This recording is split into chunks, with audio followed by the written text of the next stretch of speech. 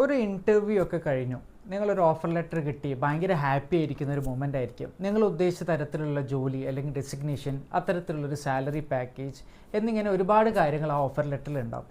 വരട്ടെ, അങ്ങനെ ഒരു ഓഫർ ലെറ്റർ നിങ്ങൾ സ്വീകരിക്കുന്നതിന് മുമ്പ് നിങ്ങൾ ചില കാര്യങ്ങൾ ആ കമ്പനിയെക്കുറിച്ച് പഠിക്കാനുണ്ട്. നിങ്ങൾ ഓഫർ ചെയ്യപ്പെട്ടിരിക്കുന്നത് ഒരു കീ പോസ്റ്റ് ആണെങ്കിൽ തീർച്ചയായും നിങ്ങൾ ഈ കാര്യങ്ങൾ വിശദമായി അന്വേഷിച്ചറിയുക തന്നെ വേണം.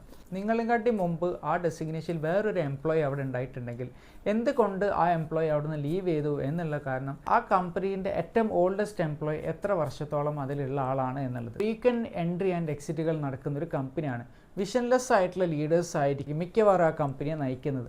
അവർക്ക് പ്രോപ്പറായിട്ടൊരു വിഷൻ ഉണ്ടാകുകയുമില്ല. അതൊരിക്കലും മറ്റുള്ളവർക്ക് കാണിച്ചു കൊടുക്കാനും പറ്റില്ല. നിങ്ങളുടെ SOP, KPI അതുപോലെ തന്നെ മറ്റ് ഇവാലുവേഷൻ പ്രോസസ്സുകൾ എങ്ങനെയാണ് ആ കമ്പനി കൈകാര്യം ചെയ്യുന്നതെന്ന് നിങ്ങൾ ആ HR നിന്ന് ചോദിച്ചറിയേണ്ടതാണ്.